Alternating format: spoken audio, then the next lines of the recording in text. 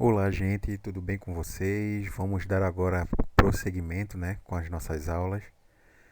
Hoje nós vamos ver o núcleo celular, certo? Nós viemos vendo toda aquela estrutura básica celular, né? Tivemos primeiro a aula de membrana plasmática, depois a aula de citoplasma e agora vamos ter a aula sobre núcleo celular. Vamos ver a parte básica do núcleo, certo?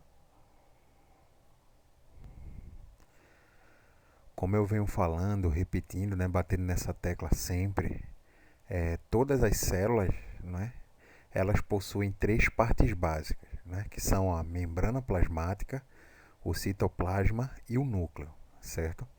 A membrana plasmática e o citoplasma, nós conseguimos ver, visualizar esse tipo de estrutura em todas as células com facilidade, seja essas células procarióticas ou sejam essas células eucarióticas, certo? Nós conseguimos visualizar, certo? Então, o núcleo ele é a parte mais difícil de ser visualizada na questão das células procarióticas. Por quê? Porque se convencionou que as células procarióticas não têm núcleo, o que é mentira, certo? Todas as células, como eu falei, vai possuir núcleo, assim como o citoplasma e a membrana plasmática. Porém, as células procarióticas elas não vão ter um núcleo definido, certo? Essa definição ela é dada através da membrana nuclear que vai recobrir o núcleo dos eucariotas, certo? Mas os procariotas, também como todas as células, possuem núcleo, só que seu núcleo ele não é definido porque ele não possui membrana ou então não possui a membrana integralmente falando, né? A membrana que vai recobrir esse núcleo, certo?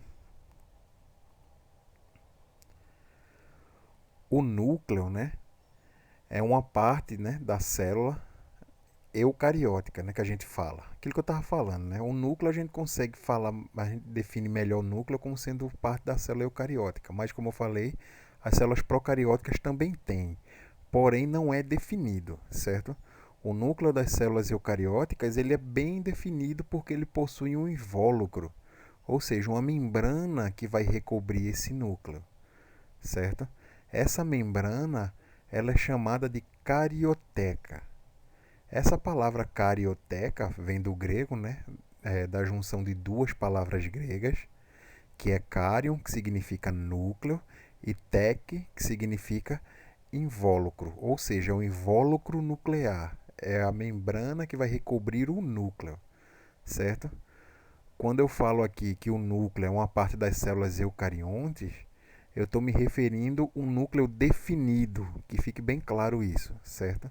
Porque como eu estava falando no slide anterior de abertura, as células procarióticas também possuem núcleo, certo? Que a gente chama de nucleoide. Só que esse núcleo ele não vai possuir a carioteca. Ou então essa carioteca ela não vai ser tão definida, ela vai ser fragmentada, certo? O material genético ele vai estar condensado ali no centro, né, que é o núcleo dessas células procarióticas, que são as bactérias e as arqueias, certo? Mas por convenção a gente diz que o núcleo é uma parte das células eucariontes, certo?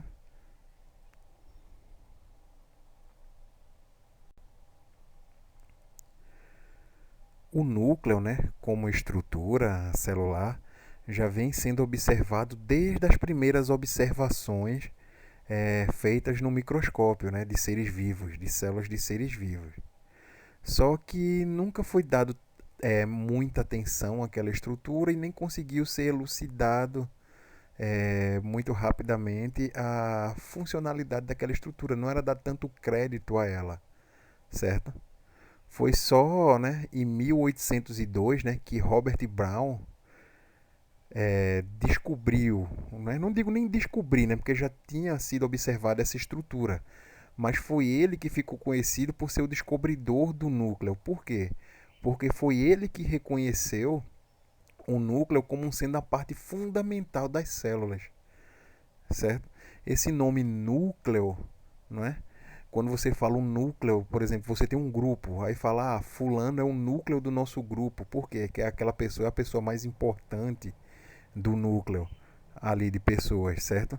Ou entanto você está num laboratório, você fala, tem aquele núcleo do laboratório que é o mais importante. Ou seja, o núcleo ele é relacionado com a parte mais importante, a parte que controla as outras partes. E não é à toa, né? Essa definição, né? Essa ideia que a gente tem de núcleo ser a parte mais importante, que controla outras partes, né? Ele vem justamente é, dos estudos, né, de Robert Brown, certo? Robert Brown ele viveu entre 1773 e 1858, né? Então, ó, foi ali no meio da vida dele praticamente que ele descobriu, né? Que ele foi acreditado a ele o descobrimento do núcleo, que ele disse que o núcleo era a parte mais importante da célula e que ele coordenava as ações daquela célula, certo? Era a parte fundamental daquela estrutura. E foi ele também que criou o termo núcleo, certo? O Robert Brown. A palavra núcleo também vem do grego, né, derivado da palavra grega nux, certo? Que significa semente. Se você for fazer uma analogia, você vai ver que a semente ela fica no centro do fruto, geralmente, certo? Da maioria dos frutos. Assim como o núcleo das células. E a semente é a parte mais importante das frutas. Por quê? Porque é ela que vai guardar o embrião, que vai guardar a vida nova que vai dar origem a uma nova planta. Certo? Assim também como ele creditou ao núcleo essa responsabilidade, né? De ser a parte mais importante da célula, a organela mais importante, porque o núcleo também ele é uma organela, certo? Como eu falei, todas as células eucarióticas, né, possuem organelas recobertas por membrana, certo? E também ocorre no núcleo também, que é uma organela.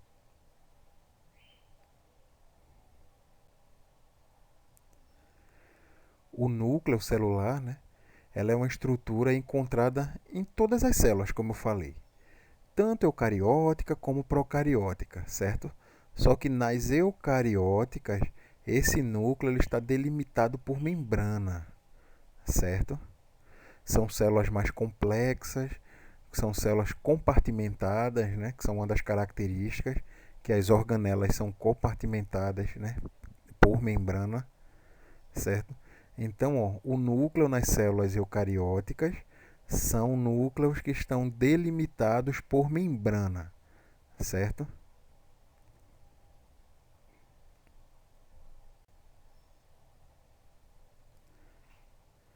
Já nas células procarióticas, né, o núcleo ele não é delimitado, certo? Por membrana. Mas isso quer dizer que ela não tenha núcleo? Não, né? Todas as células, como eu falei, elas possuem núcleo, certo? Só que qual é a função do núcleo, basicamente? O que é que o núcleo guarda? A gente vai ver direitinho isso no decorrer da aula, mas só adiantando aqui, o núcleo ele vai ser o local onde vai estar armazenado o material genético, ou seja, o DNA. Certo? Então, o DNA das células procarióticas vai ficar protegido por uma membrana que a gente chama de carioteca. Certo? Já o DNA das células procarióticas, né, ele vai ficar solto no citoplasma, numa região central ali, condensada, que nós chamamos de nucleoide. Então, esse nucleoide, ele é o núcleo das células procarióticas, certo? Ah, professor, mas eu pensei que não tinha núcleo. Como eu venho falando, as células procarióticas, elas possuem núcleo. A grande diferença de um núcleo de uma célula procariótica para uma célula eucariótica não é só o nome não, né? Núcleo e nucleoide não. A diferença é que as células eucarióticas, elas vão ter carioteca, certo? Que é a membrana que vai recobrir o núcleo, certo? Já as células procarióticas, elas vão ter um núcleo, né, que o material genético vai estar ali condensado naquela região. Porém, esse núcleo ele não é recoberto por membrana, ou seja, ele não tem carioteca recobrindo, protegendo o material genético, certo? Então, a esse núcleo dos procariotas nós chamamos de nucleoide, certo?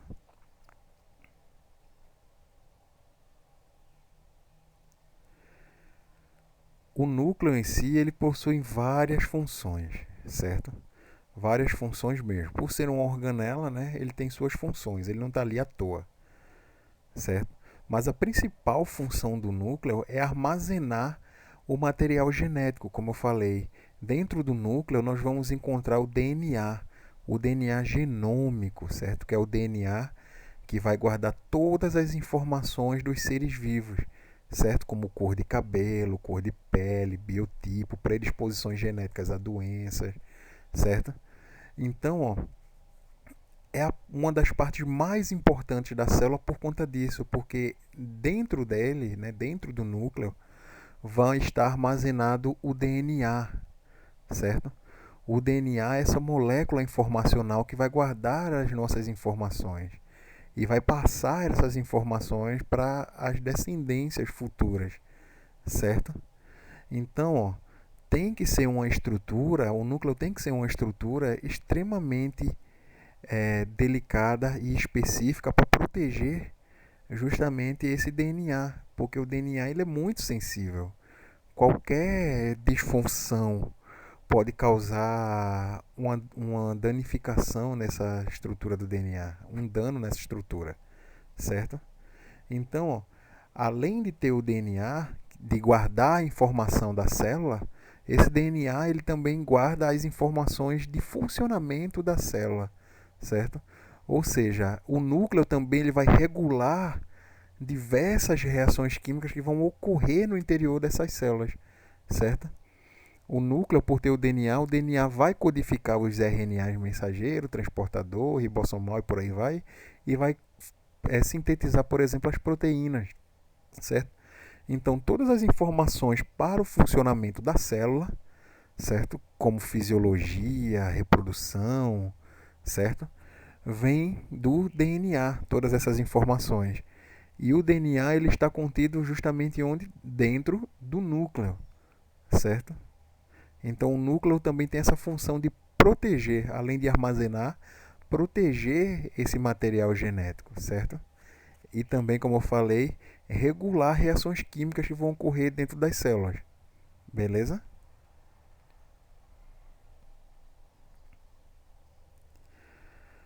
Mas como é a morfologia do núcleo? Como é o formato desse núcleo, né? Quando a gente fala núcleo, a gente imagina basicamente uma gema de ovo, né? Uma coisa meio redonda, né? Mas será que é assim mesmo? O núcleo geralmente ele possui um formato oval ou esférico, certo? É mais ou menos nesse formato, de oval a esférico, o formato do núcleo. E o núcleo também ele é extremamente pequeno. Pensa no tamanho de uma célula. A célula é uma parte de um tecido, né? É a menor parte que constitui um ser vivo. Então a célula ela é uma estrutura extremamente pequena, é uma estrutura é, que só consegue ser observado pelo microscópio. É uma estrutura microscópica, certo? Então ela já é muito pequena. Então o núcleo, que é uma parte dessa célula, é uma estrutura menor ainda, certo?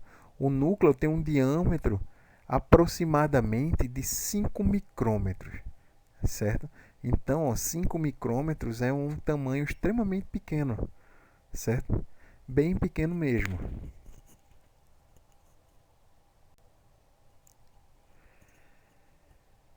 E o núcleo ele possui também vários tipos de morfologia, né?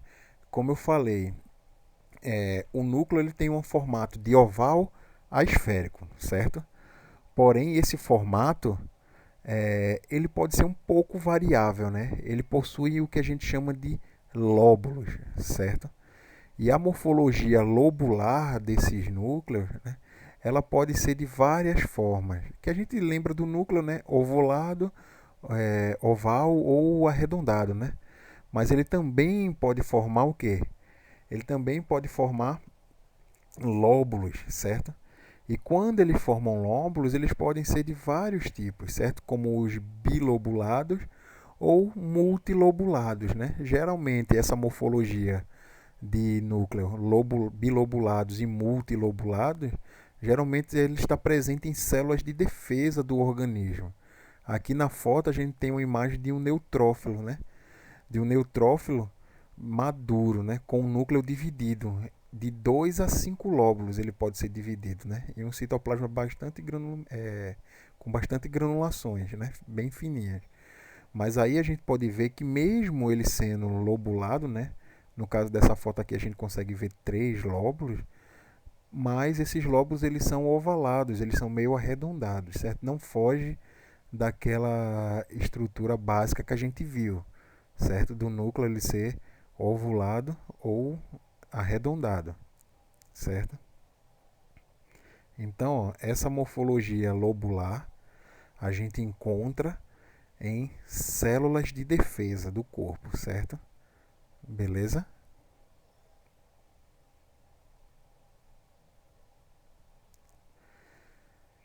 As células, elas também podem ser classificadas de acordo com a quantidade de núcleos que elas possuem. É isso aí mesmo. Nem toda célula vai possuir um núcleo só. Quando a gente pensa em célula, a gente tem a capacidade de pensar, né, de imaginar que as células elas possuem um único núcleo, né? Você tem lá a membrana, a célula redondinha, né, com a membrana recobrindo o citoplasma, né, preenchendo toda a célula e o núcleo no meio da célula lá, certo? Só que a gente viu que tem algumas células que esse núcleo não é um núcleo só, arredondado, né, ou ovalado. A gente viu que eles também podem ser lobulados. Mas a célula ela também pode ter mais de um núcleo, certo? Ou não pode ter nenhum núcleo. Esse número de núcleos de células dentro de uma célula ele pode variar. Então a gente consegue classificar as células também de acordo com a quantidade de núcleos que cada célula tem, certo? A gente tem, por exemplo, células que não têm núcleo, certo? Essas células nós chamamos de células anucleadas. Esse A é de negação. Então você tem o prefixo A e nucleadas depois, ou seja, sem núcleos. Então são aquelas células que não têm núcleo. E que células são essas, professor? Se não tem núcleo. Por exemplo, nós temos as hemácias, as células sanguíneas, que vão servir para quê? Que vão servir para carregar o material nutritivo e os gases no nosso corpo, certo? Dos tecidos, para fazer a troca gasosa, a hematose nos pulmões, certo?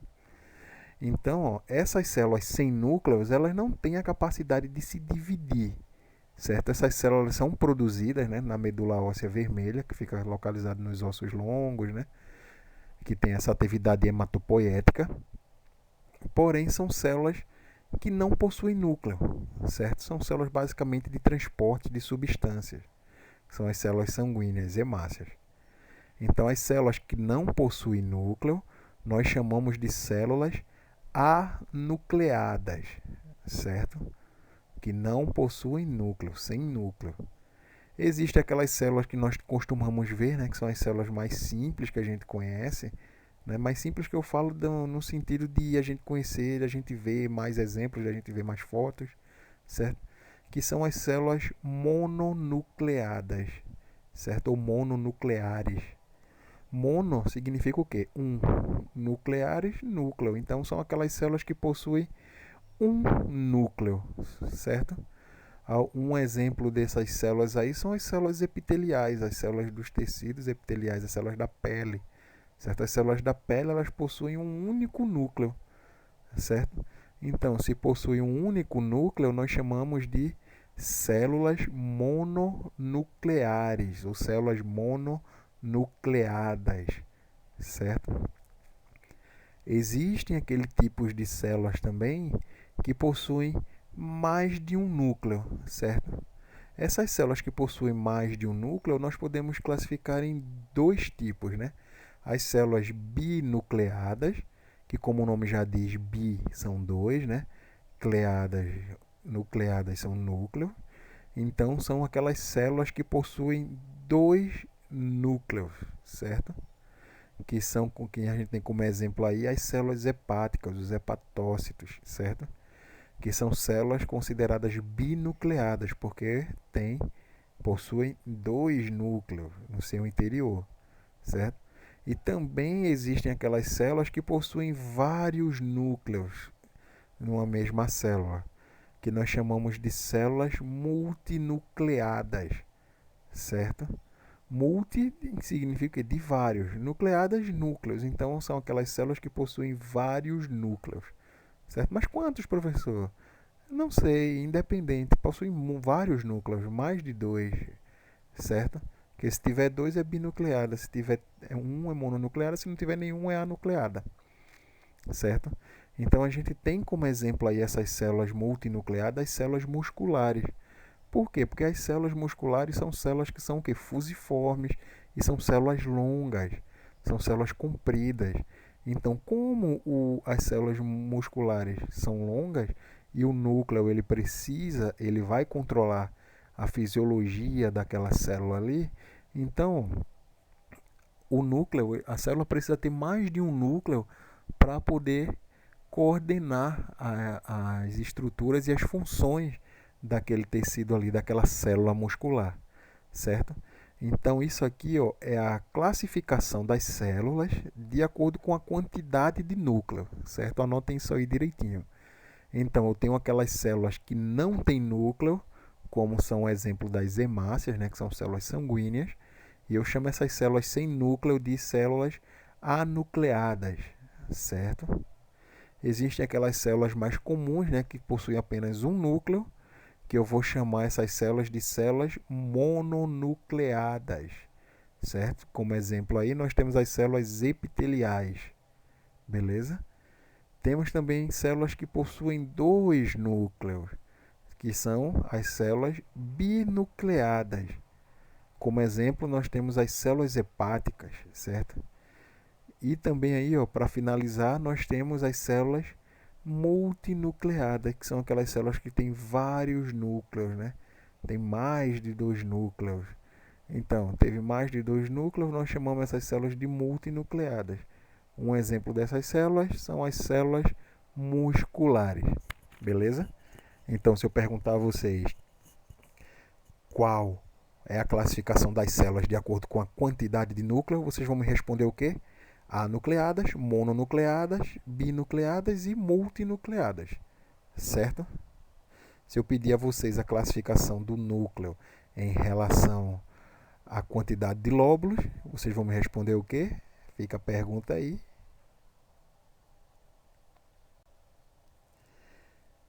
Então aqui, ó, nós temos só alguns exemplos, né? Esqueci até de colocar de binucleadas aqui, mas aqui nós temos exemplos à direita, né? À direita superior aqui, as hemácias, né? Que são as células sanguíneas, né? Os glóbulos vermelhos do sangue, que são células anucleadas, certo?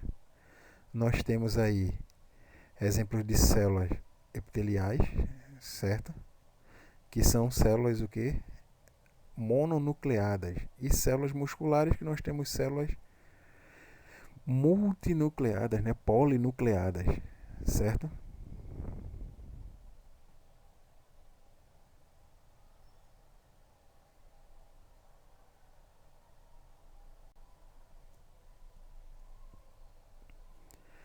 Mas qual é a composição básica do núcleo? O núcleo é só o material genético, professor, e a membrana, né, nos procariotas, nos eucariotas, né? Não, o núcleo, como todas as estruturas toda a estrutura celular, né, ele tem uma composição, ele é uma composição complexa, de fato. Por ser uma estrutura que vai guardar o material genético, né, o DNA, que é a parte mais importante da célula, então ele também tem uma constituição meio complexa, certo? Por exemplo, o núcleo é constituído basicamente pelo envoltório nuclear, certo? Que é a carioteca que a gente chama, que é a membrana que vai recobrir o núcleo da célula, certo? E dentro dessa membrana nós vamos ter todo o material nuclear, como por exemplo a cromatina, certo? O nucleolo, a matriz nuclear e o nucleoplasma. Aí danou-se, eu não sabia que o núcleo tinha tantas partes assim. Meu Deus, estou até perdido agora. Eu não sei nem o que é isso, eu só sei o que é a membrana, né? Nuclear, o que é o envoltório nuclear, que é a carioteca. Aí eu pergunto, sabe mesmo? Você sabe mesmo para que ela serve, o que é que ela faz? Toda a estrutura do núcleo, como eu falei, é bem complexa, certo? Então a gente vai ver uma por uma certo? Como eu falei, a gente vai ver primeiro a carioteca, né, que é a membrana nuclear, que é a membrana que vai envolver um núcleo nos eucariotas, certo? Nos procariotas não existe carioteca, certo? Então, ó, a carioteca ela também é conhecida como envoltório nuclear ou envelope nuclear. Envelope ou envoltório, vocês sabem o porquê, né? Porque ele vai envolver o material de dentro do núcleo, certo? Essa carioteca ela é o limite entre o citoplasma da célula e o núcleo da célula, certo? A gente viu na aula passada, né, de citoplasma, que o citoplasma ele vai desde a membrana plasmática até a membrana nuclear, certo? Então a membrana nuclear, ela é esse limite aí, né, onde acaba o citoplasma da célula e começa o núcleo, certo? Essa membrana, né, a carioteca, como vinha falando, ela só é encontrada nas células eucarióticas, certo? Eu significa verdadeiro, né? Cariótica significa carioteca, né? Que você tem, então, que possui a membrana verdadeira recobrindo o núcleo, né? O significado de eucariota, certo? Então, ó, a carioteca ela apresenta as seguintes características, certo? Que ela tem várias características. Por ser uma membrana que surgiu depois evolutivamente, significa que ela tem características especiais, porque se ela surgiu de uma mutação de uma célula anterior que não tinha essa membrana, significa que ela trouxe vários benefícios. E se ela teve vários benefícios é porque ela tem várias características interessantes, como por exemplo, ela é composta por duas camadas de proteínas, né, combinadas com moléculas de fosfolipídios. Isso lembra alguma coisa a vocês? Exatamente. Proteína combinada com fosfolipídio é exatamente a mesma composição que a gente encontra na membrana citoplasmática, certo? Que é a membrana externa que recobre a célula externamente, certo? E uma camada, né, está voltada para o citoplasma e a outra camada está voltada para o interior do núcleo, que é exatamente a mesma coisa que acontece com a membrana citoplasmática. Uma parte da membrana citoplasmática, né, que é uma membrana dupla, né, que é uma camada dupla, está voltada para dentro da célula, para o meio intracelular, e a outra está voltada para o meio extracelular. A membrana nuclear, a carioteca, ela tem a mesma composição química, né, que é formada por proteínas e fosfolipídios, porém essa carioteca, essa membrana, ela tem uma diferença um pouco maior porque ela tem uma quantidade menor de colesterol na sua composição. E a gente viu que o colesterol na membrana plasmática ela vai dar rigidez. Quanto mais colesterol, mais rígida é a membrana. E quanto menos colesterol, mais fluida é essa membrana. Então, se ela não tem uma quantidade menor de colesterol, significa que essa membrana nuclear, essa carioteca, ela é uma membrana bastante fluida, certo? Em comparação com a membrana citoplasmática, certo? Então, ó, parte dessa membrana vai ficar em contato com o citoplasma e parte dessa membrana vai ficar em contato com o material, a parte interna do núcleo, beleza? Então, ó, algumas das proteínas, né, que formam a carioteca, né, vão formar também poros, certo? E esses poros vão permitir a passagem, né, o trânsito de moléculas entre o núcleo e o citoplasma. Até porque o núcleo ele é uma organela da célula. Então o núcleo ele tem um material genético, ele tem as informações que a célula precisa para sobreviver, para se manter viva. Então essas informações elas têm que ser transportadas de dentro do núcleo até o citoplasma, né? E elas são levadas pelas moléculas de RNA, certo? Então, para ocorrer esse trânsito dessas moléculas aí, ela precisa ter aberturas, e essas aberturas nós chamamos de poros, certo? E esses poros são compostos, são formados por proteína, certo? Lembra que eu falei que essa molécula, que a carioteca era formada por fosfolipídio e proteína? E as proteínas nas membranas plasmáticas têm a função de transporte de substâncias de dentro da célula para fora e de fora para dentro. A mesma coisa acontece com as proteínas que a gente tem compondo a carioteca. Elas vão ter essa função também de trânsito, né, de moléculas, certo? E existem grupos importantes de proteínas, né, que facilitam o movimento desse RNA entre o núcleo e o citoplasma. Porque, como eu falei, é, quem vai levar a informação que está contida no DNA para dentro da célula, né, para o citoplasma, para as outras organelas, é justamente o RNA, certo? Só que existem proteínas ali naquela membrana plasmática, a membrana nuclear, né, a carioteca, que vão facilitar o movimento, né, desse RNA para entrar e sair. É justamente aquelas proteínas que estão associadas a essa membrana, certo? E a camada mais externa da carioteca, né, ela tem um prolongamento, né, para o citoplasma. E ela está aderida à membrana do retículo endoplasmático, certo? Que a gente viu que existe o retículo endoplasmático liso e o rugoso.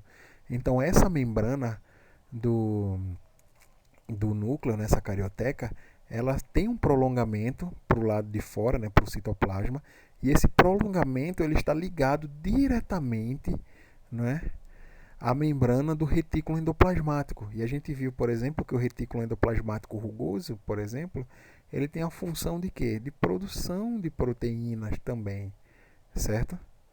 Então, ó, a gente viu aqui que o RNA é que vai levar a informação, por exemplo, de dentro do núcleo, né, do DNA que está dentro do núcleo, para fora do núcleo, para poder ser sintetizado, por exemplo, proteínas, certo? Então, está tudo relacionado aqui, certo? Tanto a membrana nuclear está ligado com a membrana do retículo endoplasmático. Então, ó, a carioteca ela vai envolver todo o conteúdo nuclear, certo? Ou seja, tudo que tem dentro do núcleo vai ser envolvido pela carioteca, né? Que na maior parte do tempo, né, esse material que está dentro do núcleo, ele está sob a forma de cromatina, certo? E essa cromatina, ela passa por um enovelamento, né? E ele vira o quê? O que a gente chama de cromossomo, certo? A gente tem um DNA associado com proteínas que vão formar a cromatina. Esse DNA ele vai se enovelando, essa cromatina ela vai se enovelando até formar um cromossomo, que é basicamente um pacotinho de DNA condensado, certo? E durante a divisão celular, né, a carioteca ela vai se romper, certo? Ela vai se romper por quê? Porque durante a divisão celular, uma célula mãe vai dar origem a duas células filhas, são praticamente células clonais, né? São praticamente um clone uma da outra. Então, esse DNA que está ali dentro, ele também tem que ser multiplicado, tem que ser duplicado. Por quê? Porque ele tem que ter a mesma quantidade de cromossomos dentro de uma célula e a mesma quantidade de cromossomos dentro da outra célula, certo? Então, para esses cromossomos migrarem de uma célula para outra, essa carioteca ela tem que se romper. Ela tem que se romper para esse material genético poder ser dividido, separado, é, de acordo com a divisão celular que está ocorrendo, certo? Seja ela mitose ou meiose, certo? Então, ó, a cromatina, como eu estava falando, são filamentos de DNA que estão associados a proteínas. Essas proteínas nós chamamos de histonas, certo? Essas histonas vão se associar com o DNA vai se enrolar nessas histonas, e essas histonas vão se aglomerando e formando os cromossomos, certo? Existem basicamente dois tipos de cromatina. Nós temos aí a heterocromatina e a eucromatina. Lembrando aí que a cromatina ela é uma associação entre DNA e proteínas, e essas proteínas nós chamamos de histonas, certo? Então, se eu perguntar a vocês o que é a cromatina, me defina a cromatina com as suas palavras, vocês vão dizer. É uma associação entre o DNA e proteínas. Como é o nome das proteínas? Histonas, certo? E essa cromatina nós temos de dois tipos. A heterocromatina e a eucromatina. E qual é a diferença entre uma e a outra? A heterocromatina é a parte da cromatina condensada, certo? Onde ela está toda enrolada. São regiões, né, de material genético que não são codificantes, certo? Eles não participam de transcrição nem de transcrição nenhuma. São DNA, uma parte da cromatina que elas não são ativas, né? Elas são inativas, certo? Então, como a cromatina ela está associada com o DNA, né? É a proteína histona associada e novelada com o DNA. Aquela parte da cromatina ali, aquela parte do DNA, ele não tem função, certo? Ele não vai codificar nada. Ou seja, ele não vai passar a informação dele para ser codificado, para ser traduzido, não, certo?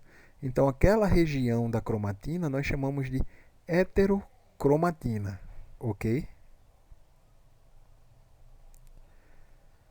O outro tipo de cromatina que nós temos é a eucromatina, certo? A eucromatina ela consiste na parte ativa da cromatina, na parte ativa do DNA. Ou seja, é aquele DNA que pode expressar, né, as suas informações, que as suas informações vão ser traduzidas, certo? Vão ser transformadas em proteínas, por exemplo, em enzimas, certo?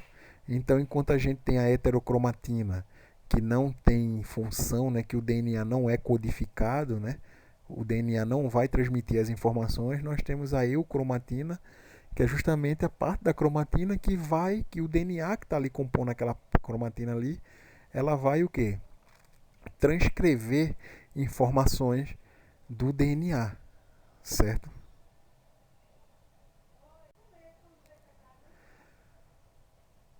Dentro do núcleo, né, além da cromatina, né, que a gente viu que o núcleo ele tem o quê? A membrana nuclear, né, que é a carioteca, que vai proteger todas as estruturas que estão dentro do núcleo.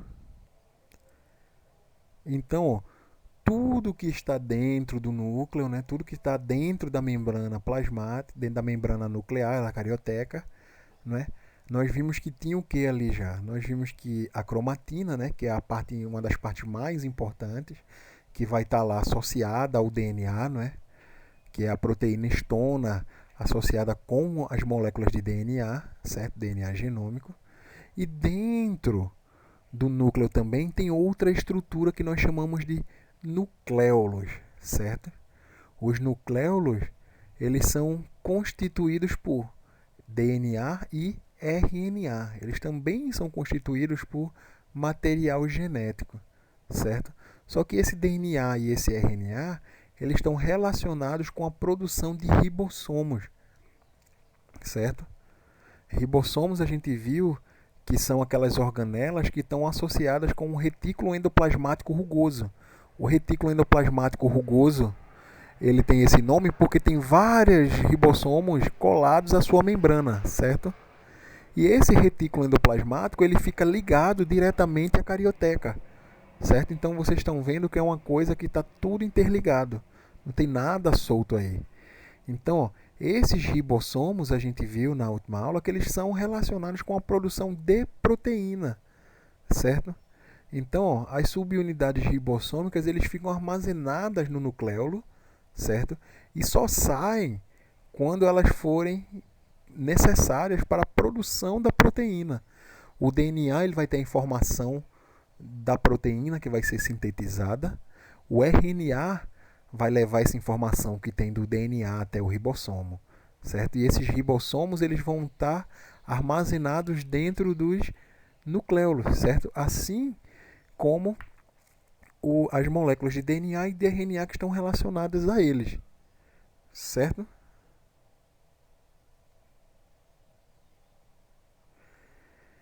Então, ó, a matriz, além do nucleolo, certo? Nós temos outra coisa que a gente chama de matriz nuclear, certo? Quando a gente fala matriz nuclear, você fica viajando, né? O que é a matriz nuclear, certo? A matriz nuclear, ela é uma rede de fibras, né, que se encontra por todo o interior do núcleo, certo? Lembra do citoesqueleto que está em todo o interior da célula, lá dentro do citoplasma? O citoesqueleto ele tem a função de quê? De dar o formato, né, da célula. Ele tem a função de fixar as organelas nos seus devidos lugares, certo? Inclusive o núcleo, certo? Ele tem a função também de divisão na divisão celular, que ele vai puxar metade dos componentes celulares para um lado e metade dos componentes celulares para o outro lado, para se formar duas células diferentes, certo? E a matriz nuclear, ele é análogo ao citoesqueleto, ou seja, ele é uma estrutura parecida com o citoesqueleto, certo?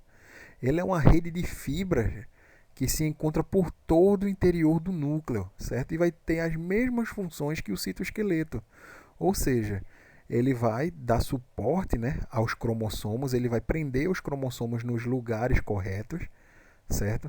Além de manter o formato do núcleo, né, para que a membrana não colapse, certo? A membrana nuclear não colapse, além de participar da divisão celular, porque quando a célula for ser dividida, né, esses cromossomos eles vão ser puxados esses cromossomos vão ser duplicados, né, claro, né? No caso, na divisão celular da mitose que a gente está falando, né? Depois a gente vai ter uma aula de mitose e meiose, certo?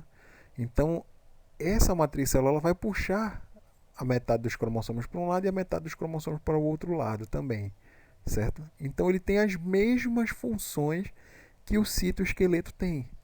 O núcleo, ele é como se fosse uma célula dentro da célula. Porque a gente viu que o núcleo tem uma região lá dentro também, como se fosse um núcleo, que a gente chama de nucleolo, certo? E ainda tem o que? Um citoesqueleto dentro, que a gente chama de matriz nuclear, certo? Ele tem também o que? Ele tem também uma membrana plasmática, né? Que a gente chama de carioteca, certo? Que tem a mesma composição da membrana celular, que é formada por fosfolipídios e proteínas, certo?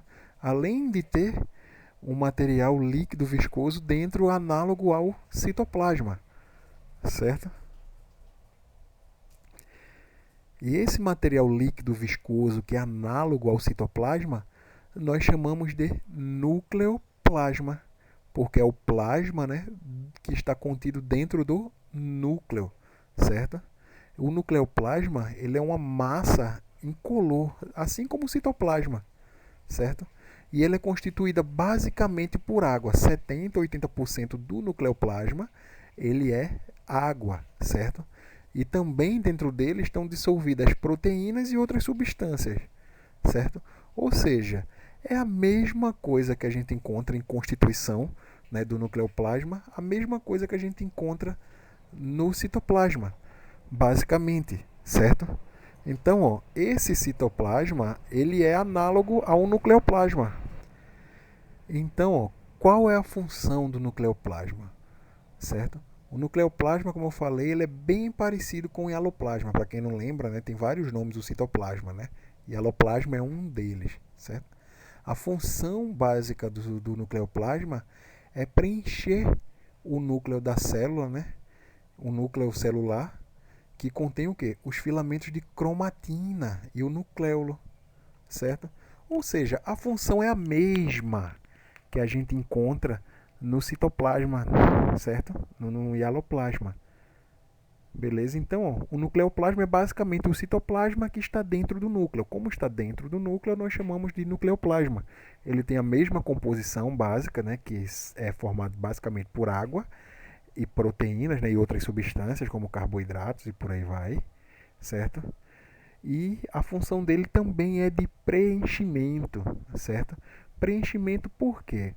Porque ó, o DNA ele vai ser transcrito, certo? A mensagem, a informação que está dentro do DNA, ela tem que ser passada para outra molécula que a gente chama de RNA. E esse RNA ele vai levar essa informação para fora do núcleo, para dentro da célula, para poder ser convertida, por exemplo, em proteína, ser transcrito em proteína, certo? Então, para ele poder passar de dentro do núcleo para dentro do citoplasma, né, da célula, o que é que tem que acontecer? Tem que estar preenchido o núcleo com um material líquido viscoso que vai ajudar essa molécula a migrar através dos poros que existem no núcleo, certo? Então esse material líquido, né, incolor, né, é o nucleoplasma, certo? Então, ó, vou deixar para vocês agora o exercício, certo? Vocês vão responder e vocês vão me entregar da mesma maneira que a gente faz sempre, beleza? Então, ó, lembrando que vamos ter o nosso simulado na próxima aula, certo?